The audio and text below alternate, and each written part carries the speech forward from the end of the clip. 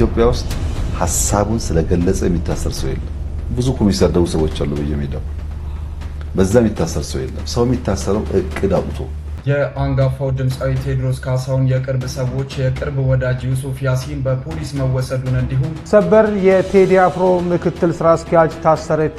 ዛሬ ከሌሊቱ 6 ሰዓት ከ10 ሰዓት ጀምሮ ወደ ቴዲ አፍሮ ቤት ያቀናው የበሻሻው ቆሻሻ ቅጽበ ነፍሰ ገዳይ ቡድን ለደሃና ለምስኪን ፍረድ ይላል፣ ወድህን ሙላይ እና በእንዲህ አይነት ሲቹዌሽን ውስጥ እንደ ቴዲ አፍሮ አይነቶች ማንም ሳያስገድዳቸው በአክሱም ከተማ ላይ የሆነውን ታስታውሳላችሁ። የአዲስ አበባ ዩኒቨርሲቲ ሙስሊም ሴት ተማሪዎች በሂጃባችን ምክንያት በደል እየደረሰብን ነው ሲሉ ገለጹ። ክርስቶስ ተነስቷል፣ በእውነትም ተነስቷል። በወቅታዊ ጉዳይ ተመለስኩኝ።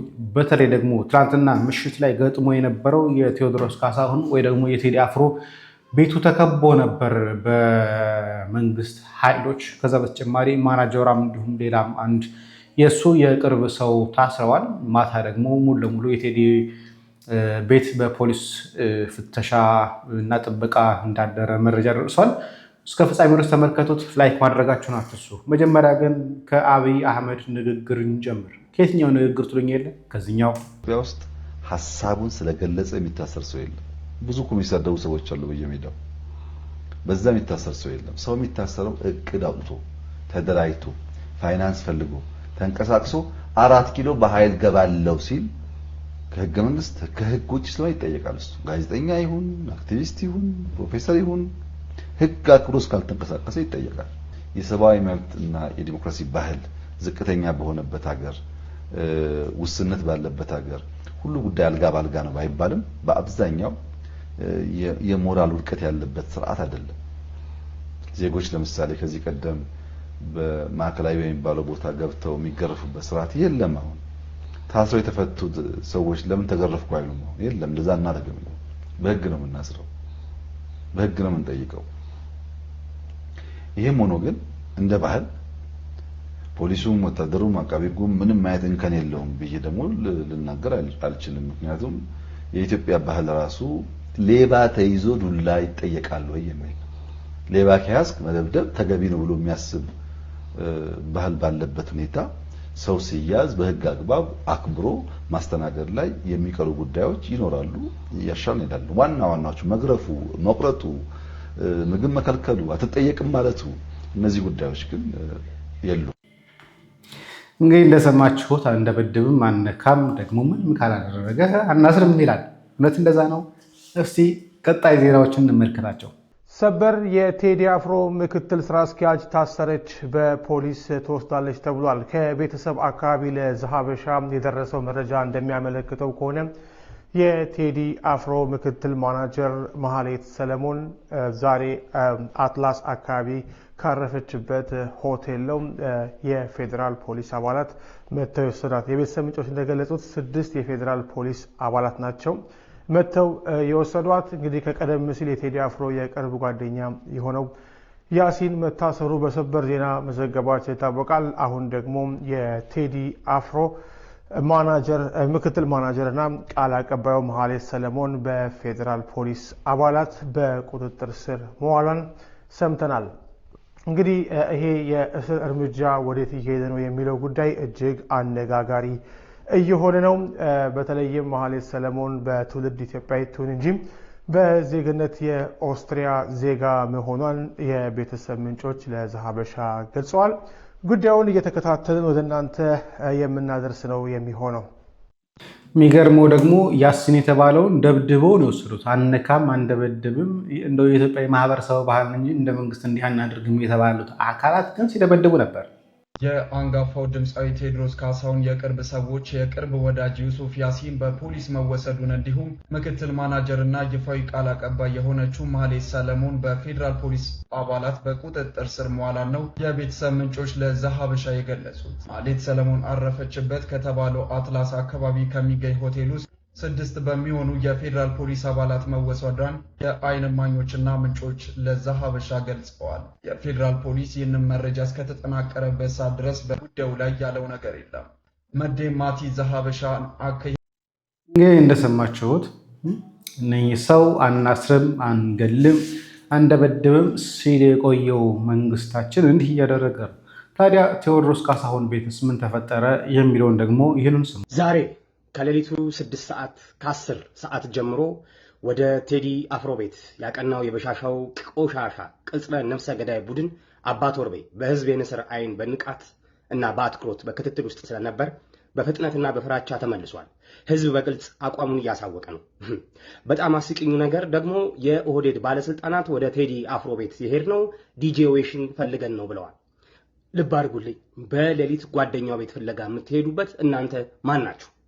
በእርግጥ ለእናንተ አይነት አራዊት ህግ ስለሌለ ምንም ብትሉ አይገርም። የኢትዮጵያ ህዝብ ልጅ የሆነው ዘር፣ ሃይማኖት፣ ቀለምና ብሔር ሳይለይ የሁሉም ኢትዮጵያዊ ልጅና ደም በሆነው በህዝብ ልጅ በቴዎድሮስ ካሳሁን ገርማሞ የፀጉር ዙሪያ አንዳች ነገር ቢፈጠር ሙሉ ኃላፊነቱን የቆሻሻው ቁራ የበሻሻው ጥፍራም የአቶ እቡይ አመዶ ሙሉ ኃላፊነቱን ይወስዳል።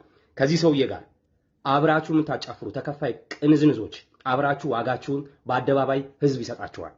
ዋ ዋ ዋ! ይሄ መልእክት ለእናንተ ነው። በስም ጭምር ለምታሽቃብጡ የእቡይ አመዶ የፍርፋሪ ተላላኪዎች አሁን በዚህ ወቅት የበሻሻው እቡይ አህመድ ጨንቆታል፣ መሬት ከርቶታል። ሁሉ ነገሩ የታይታ ነው። አለሁኝ ምንም አልተሰማኝም ነው እያለ ያለው።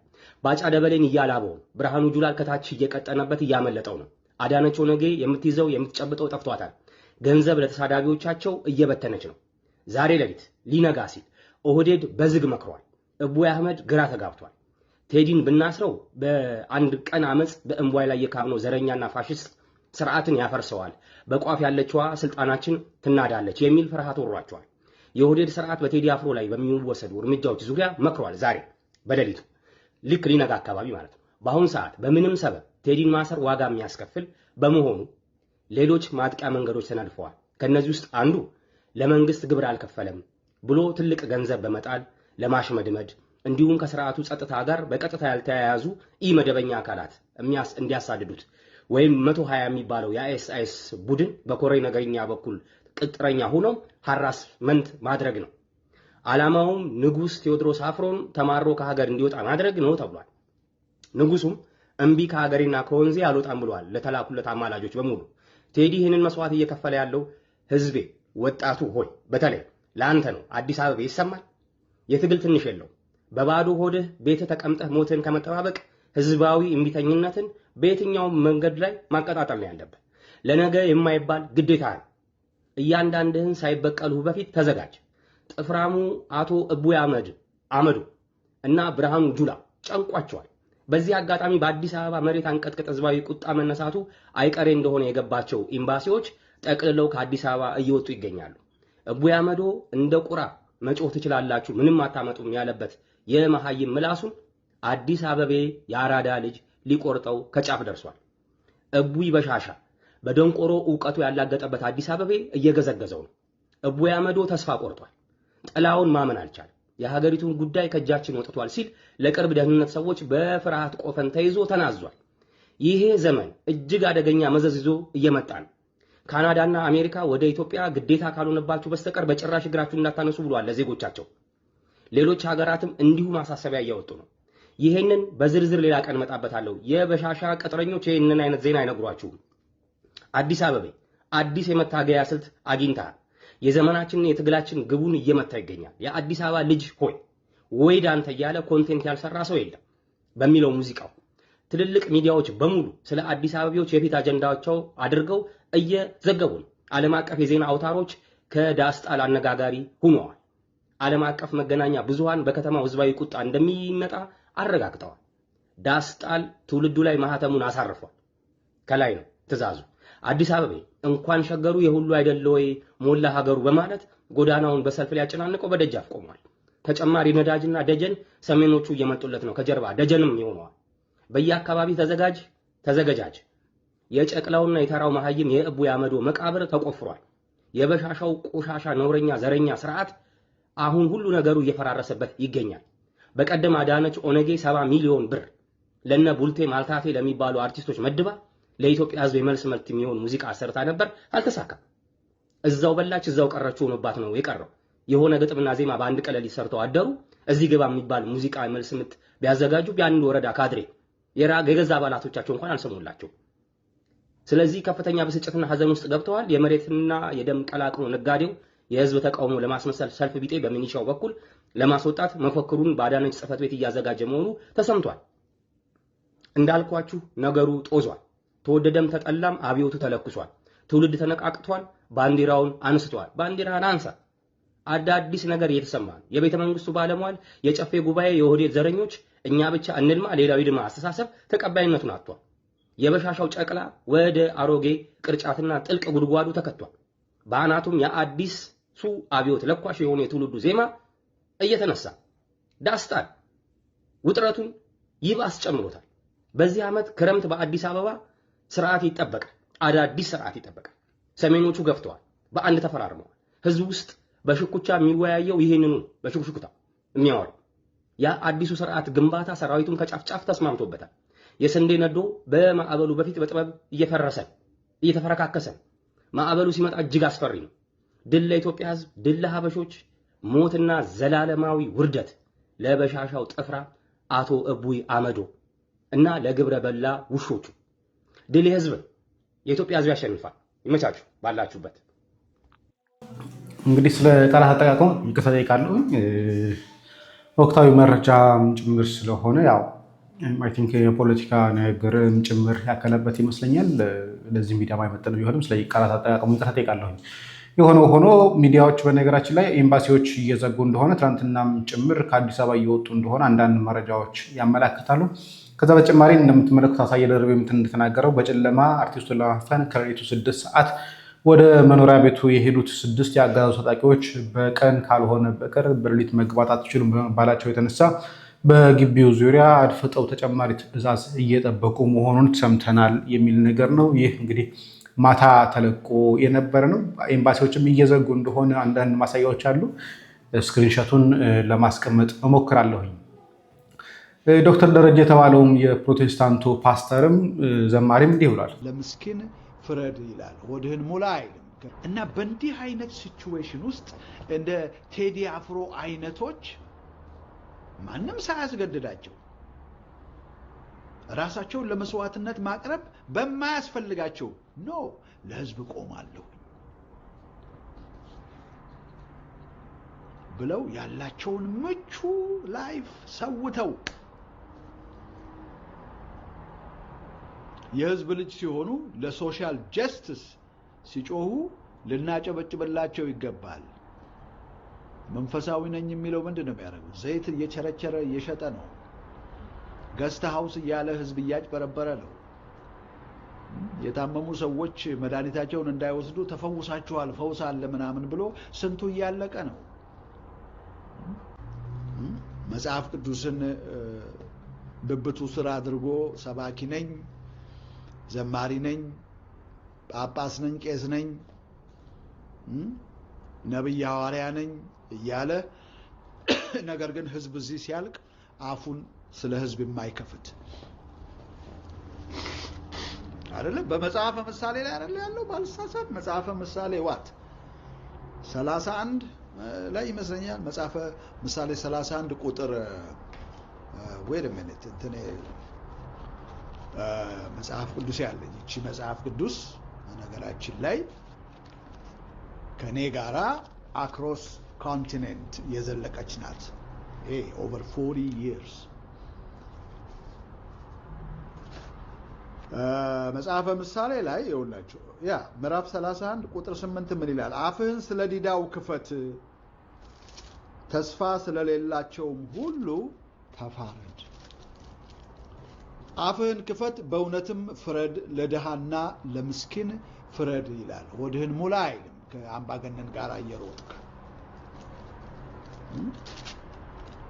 አፋቸውን ስለ ዲዳው የሚከፍቱትን እያሳደድክ ከገዳዮች ጋር በማበር በእነሱ ላይ አፍህን አትክፈት። አፍህን አትክፈት እና መንፈሳዊ ነን የሚሉት ደፍረው ያልተናገሩትን ቴዲ አፍሮ ሲናገር ኖሯል። ዛሬም እየተናገረ የአዲስ አበባ እንግዲህ ዘማሪያኑም እየተናገሩ ለፕሮቴስታንቱ ዘንድ ሐሰተኞች ነቢያት ናቸው እንጂ እንደዚህ እንትን እየተንበቀበቁ ያሉት ምክንያቱም ከአገዛዙ ጋር ሆነው እያደረጉት ያለው ነገር መሞዳሞድ ስለሆነ ነው እንጂ እውነትን ፈልገው አይደለም ይላል። ወደ ሌሎች ጉዳዮች እንምጣ። ከአክሱም ጋር ተገናኘ እየተነሳ ያለው ነገር አልበቃ ሲላቸው ወደ አዲስ አበባ ጉዳዩን ለማምጣት ሀሩን ሚዲያ እንቅስቃሴውን ጀምሯል። እንዳልኳቸው ነው ይህ ሚዲያ ቤላሩስ ተቀምጦ የጠብ መጫር ሂደቱን ግን እንዲህ ያሳልጣል። አዲስ አበባ ዩኒቨርሲቲ ሙስሊም ሴት ተማሪዎች በሂጃባችን ምክንያት በደል እየደረሰብን ነው ሲሉ ገለጹ። ዩኒቨርሲቲው ራስ ገዝ መሆኑን ተከትሎ ባወጣው አዲስ መመሪያ ምክንያት ሙስሊም ሴት ተማሪዎች ከዩኒቨርሲቲው መግቢያ በር ጀምሮ እስከ መማሪያ ክፍልና ካፍቴሪያ ድረስ የዕለት ተዕለት ውክቢያና እንግልት እየደረሰብን ነው ሲሉ ገልጸዋል። የሀገሪቱ ቀደምትና አንጋፋ ከሆነው አዲስ አበባ ዩኒቨርሲቲ ውስጥ የሚማሩ ሙስሊም ሴት ተማሪዎች ኒቃብ በመልበሳቸው ብቻ በመማር ማስተማር ሂደታቸው ላይ ከፍተኛ እንግልት እየገጠማቸው መሆኑን ለሀሩን ሚዲያ አብራርተዋል። እንደ ተማሪዎቹ ገለጻ ዩኒቨርሲቲው ራሱን የቻለ ራስ ገዝ ተቋም መሆኑን ተከትሎ ካለፈው ጥቅምት ወር ጀምሮ ኒቃብ ለብሶ መማርን የሚከለክል መመሪያ አውጥቷል። በዚህም ሕግ ምክንያት ተማሪዎቹ በተለያዩ ጊዜያት አላስፈላጊ ውክቢያ እየተፈጸመባቸው መሆኑን ጠቁመዋል። ይህ አዲስ መመሪያ ሂጃብ ወይም ኒቃብ የመልበስ መሰረታዊ ሰብአዊ መብትን የሚጋፋና ይህ ሕገ መንግስታዊ መሆኑን የሚገልጹት ተማሪዎቹ ድርጊቱን ላለፉት 18 ወራት ለመጠነ ሰፊ እንግልትና ስነ ልቦናዊ ጫና እንደዳረጋቸው አስረድተዋል። ተማሪዎቹ እየደረሰባቸው ያለውን ተደጋጋሚ እንግልት አስመልክቶ ለአዲስ አበባ ዩኒቨርሲቲ፣ ለትምህርት ሚኒስቴር፣ ለፌዴራል መጅሊስና ለሚመለከታቸው የመንግስት አካላት የቅሬታ ደብዳቤ ቢያስገቡም እስካሁን ምንም አይነት ምላሽ ማግኘት እንዳልቻሉ ገልጸዋል። በአለባበሳችን ምክንያት በካፍቴሪያዎች፣ በመማሪያ ክፍሎች እና በዩኒቨርሲቲው መግቢያ በሮች ላይ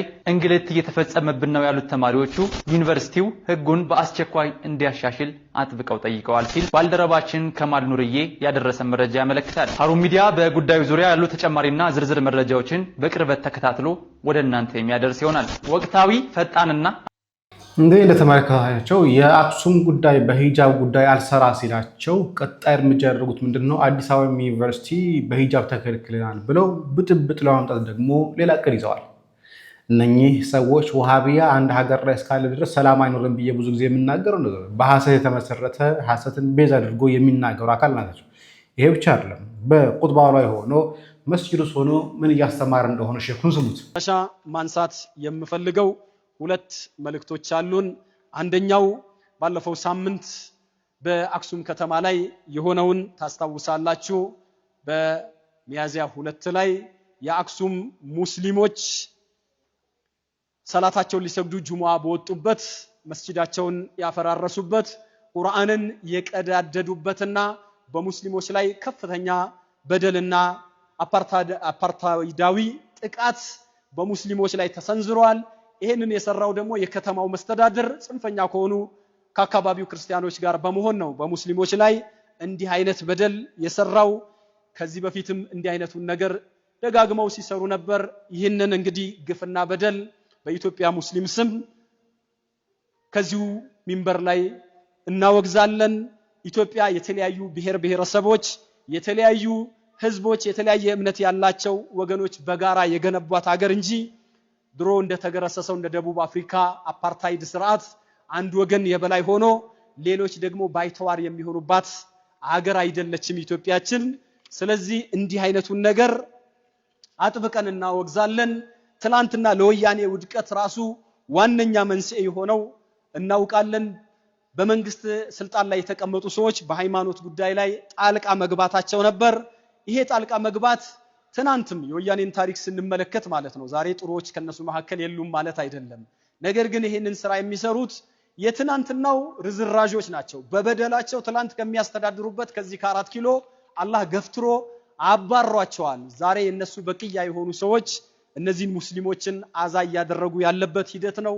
ጫካ ያሉ ድሮ የነበረ በጣሊያን ጊዜ የተሰራ መስጂድ ጣሊያን የሰጠውን 1984 ላይ አክሱም ላይ እንዲፈርስ አድርገዋል። ያግፋቸው እንደገና ደግሞ በመልሶ ሙስሊሞች ታግለው 1996 የተሰራውን መስጂድ እንዲፈርስ አድርገው እንደውም መሬቱን ብትቆፍር ሙስሊሞች ሄደው ሲጠይቋቸው ሁሉ ቦታ መስቀል ይገኛል፣ እንዴት በዚህ ምድር ላይ በአክሱም መስጂድ ይሰራል ብለው። ይሄን ንግግር የተናገረው ማን ነው? የታሪክ ምሁር ተብሎ የተቀመጠው ጀበሉ ነው። ጀበሉ ፌስቡክ ላይ የጻፈውን ነገር እውነት አስመስለው እንደምታዩቸው በመስጊዶቻቸው ይሰብኩታል። እነኛቸው በሐሰት የተመሰረቱ ናቸው። ቤዝ የላቸውም፣ እውነት የላቸውም፣ ማስረጃ መጥቀስ አይችሉም። አሁን ጀበሉ የተናገረው ነገር ከዚህ በኋላ ለመቶ ዓመታት ሊነገር ይችላል። ምክንያቱም ሐሰት ቤዝ ስለሆነ። የነጃሺ ጉዳይም እንደዚህ ነው። የሆነ ሰው ሐሰት ተናገረ፣ እስካሁን ድረስ ለአንድ ሺህ ዓመታት ሐሰት ላይ ተመሰርተው ይኖራል። ማስረጃ አምጡ ሲባሉ ማስረጃ የላቸውም። ዶኩመንት አምጡ ሲባሉ ዶኩመንት የላቸውም። እኛ ግን ሳንቲሙን ይዘን ስንከራከር ምን ይዘን ስንከራከር ግን መመለሻ የላቸውም። አሁንም ጀበሉ የያዘውን ነገር የተናገረውን ነገር ፌስቡክ ላይ ጻፈውን ነገር እውነት አስመስሎ ግን መስጊድ ውስጥ እየተነገረ ነው ያለው። አሁን ይሄ ማህበረሰብ ትክክል ይመስለውና አክሱም ላይ እንደ መሐመድ ቂም ይዞ ይኖራል። ሰዎች በዚህ ደረጃ ነው ሙስሊሞችን ሲያሰቃዩና ሲያንገላቱ የነበሩት። በ97ም ያለ ሚናራ ይሰራ የተባለው መስጊድ ነው እንግዲህ አሁን በሚያዝያ 2 ላይ አፈራርሰው ባለፈው ሳምንት እንዲህ አይነት ግፍ የፈጸሙት። እንዲህ አይነቱን ግፍ ሁላችንም ልናወግዝና እንዲህ አይነቱን ልንተቸው ይገባል። በምንም አይነት መልኩ እንዲህ አይነት ግፍ በደል ሀገርን አያለማም፣ ሀገርን አያቀናም፣ ኢትዮጵያን ወደ ኋላ የሚያስቀራትም በሃይማኖት ሳቢያ የሚደረጉ ግፎችና በደሎች ናቸው። እንኳን ለኢትዮጵያ አይደለም ለትላንትናዋ ለትልቋ ዩጎዝላቪያ ለምትባለው አገር ግፍ እንሰራለን ብሎ የዩጎዝላቪያ ኦርቶዶክሶች በካቶሊኮችና በሙስሊሞች ላይ ክሮዋቶችና ቦስኒያዎች ላይ በደል ፈጽሞ አገራቸው ተፈረካክሶ ነው ዛሬ እዚህ ጋር ዩጎዝላቪያ 3 ቦታ ማለት ነው ክሮሺያ እዚህ ጋር እንደገና ቦስኒያ በዚህ በኩል ሌላ እንደዛ ሆኖ የተከፋፈሉትና አገር የሚያፈርስ ነገር ስለሆነ መንግስትም ቢሆን እንዲህ አይነቱን ነገር ትኩረት ሰጥቶ እንዲከታተለውና የሙስሊሞችን ሐቅ እንዲያስከብር አደራ ማለት እንወዳለን። እኛም በተቻለ መጠን ለወገኖቻችን ድምጽ ልንሆናቸው ይገባል። ወኑዲኑ هذا الجرائم الذي ترتكبه إدارة أكسوم وإدارة مدينة أكسوم في إقليم تيغراي نحن ندينه وننكره باسم شعب المسلم الإثيوبيا. هذا جرائم وهو يصطدم مع تسامح الدين في البلد، ولذلك نحن ننكره وينبغي أن ينكره كل معتدل. بمجرشام የመጨረሻ የምናነሳው አሁን የአረብኛ ያስተላለፈው አረብ ሀገር ያሉ ሰዎች እንደው እገዛ ካደረጉልን እርዳታ ካደረጉልን ብሎ ነው። እንቀጥል። ሁላችንም ትኩረት ሰጥተን ልናዳምጠው የሚገባ የምርጫ የምዝገባ ጉዳይ ነው። ምናልባት ዛሬ ትንሽ 10 ደቂቃ አስረዝሜባችኋለሁ፣ አፉ ትሉኛላችሁ። ምርጫን በተመለከተ እንግዲህ ካርድ ውሰዱ እየተባለ ሌሎች ሰዎች ካርዳችንን እንጠቀምበታለን፣ የምንፈልገውን አካል እንመርጥበታለን በሚል ካርድ ሲወስዱ ህዝበ ሙስሊሙ ግን በቸልታ እያሳለፈ ነው ያለው። ካርድ የመውሰዱ ጊዜ ያው ካርድ መውሰጃ ጊዜ ተራዝሟል እስከ ሚያዝያ 14 ተብሏል። እንግዲህ የምትመለከቱት ካርድ እንኳን እንዲወሰድ በየመስጊዶቻቸው ጭምር ቅስቀሳ ያደርጋሉ። እኛዎቹ ግን ራሳቸውን የሚገሏቸው ሰዎች ለመከላከል እንኳን በምርጫ ካርድ ለማሸነፍ አይሞክሩም። በእርግጥ የምርጫ ጉዳይ አስቸጋሪ ነው እናውቀዋለን። ምድረው አንድ ፈላስፋ እንደተባለው ምርጫ ሰውን እንደሚቀይር ቢያውቁ ኖሮ እድሉን ባልሰጡን ነበር ይላልና የሆነ ሆኖ ግን እንያዘው። እየተከሰተ ያለው እየተደረገ ያለው ነገር በደንብ እየተመለከታችሁ ነው ብዬ አስባለሁ። ሌላ ሰው አንድ ሰው መጥቷል፣ ብቅ ብሏል። ቴዲ አፍሮ አስገድዶ ደፍሮኛል የሚል ሰው፣ እሱም በኋላ በቪዲዮ እንመለከተዋለን። አሁን ዜና በቃ ሰላም እግዚአብሔር ከእናንተ ጋር ይሁን። ቸር ቆዩ።